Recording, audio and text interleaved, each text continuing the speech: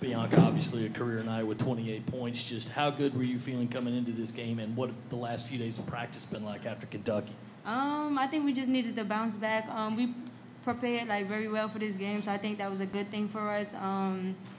We wanted to show Coach Staley, like, you know, we still are good as we are. So I think that was pretty much it. Right. Yeah. Bianca, with Taya out, I guess how much was Coach encouraging people to be extra aggressive? I mean, we just got to pick up, you know, all the things that Taya does for us, compete, be competitive, you know, and try to outwork other teams.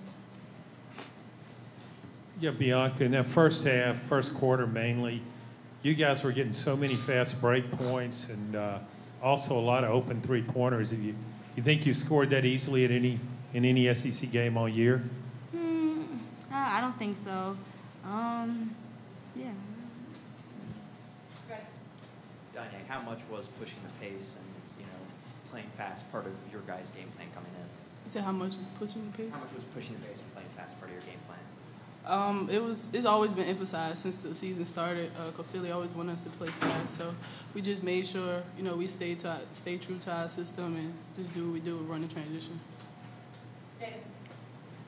For both of y'all, you've both been here 5 years. You played a lot of games. Just how much do you think that played into a part of being able to handle their run when they cut it to 7? I think we live for moments like this. Me and Doniyah have been in the program a long time, so I think we know what it takes at the end of a game like that to come back and, you know, just execute our game plan and get the W.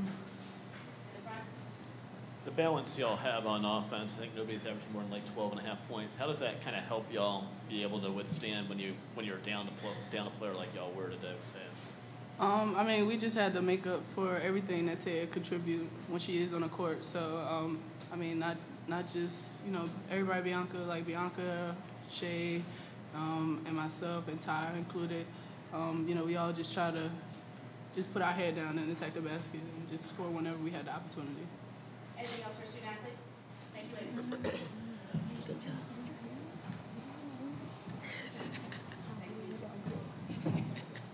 Questions for Coach Staley?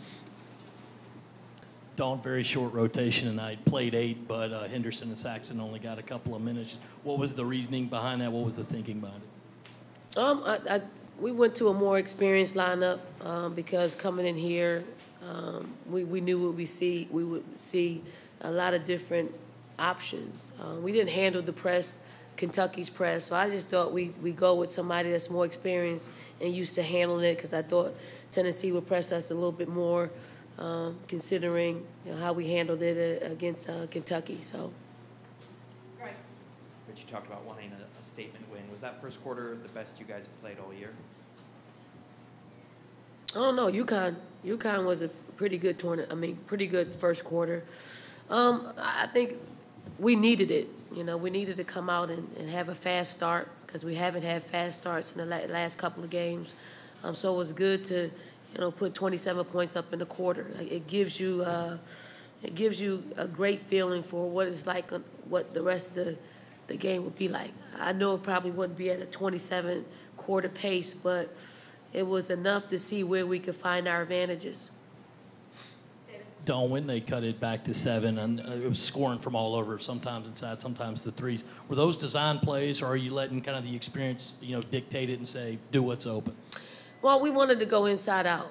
If they took, you know, angles away for us not being able to get the ball into Alexis, then, you know, you play. You just try to get ahead of the possession and see if we can get practice shots. Fortunately for us, I thought Ty did a great job at just really facilitating, finding the people that needed to shoot the ball. And a lot of times, Bianca Cuevas-Moore was a recipient of that, but she found Doniyah. I mean, she had 14 assists. That's her career high. So, I mean, she did, you know, what a point guard's supposed to do in games like this.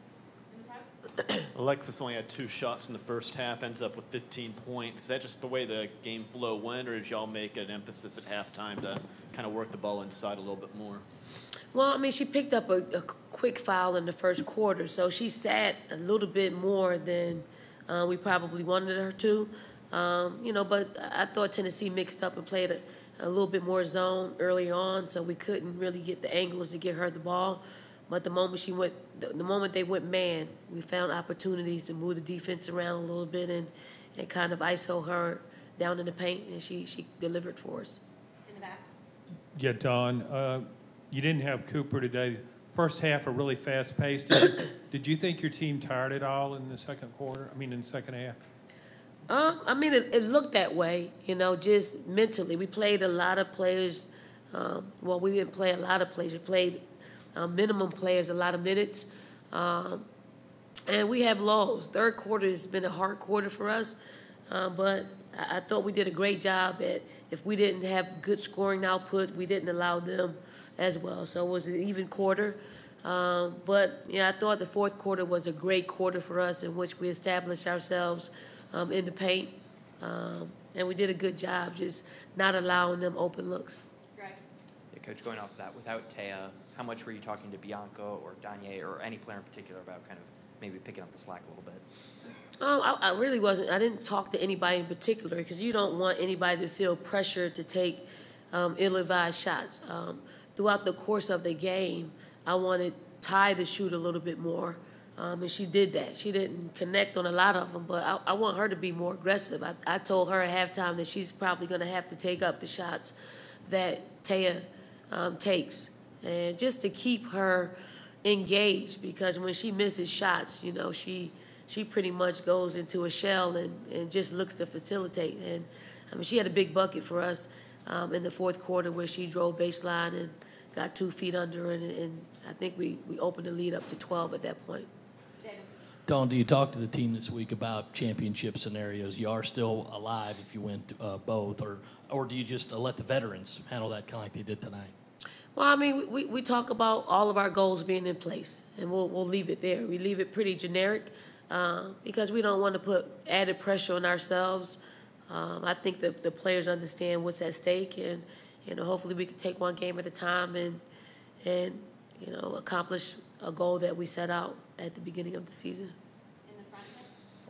Just with Taya Cooper, any update on when you might have her back available?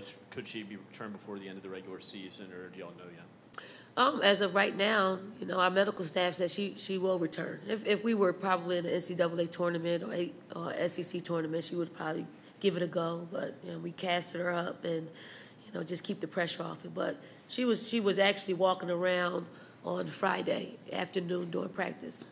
So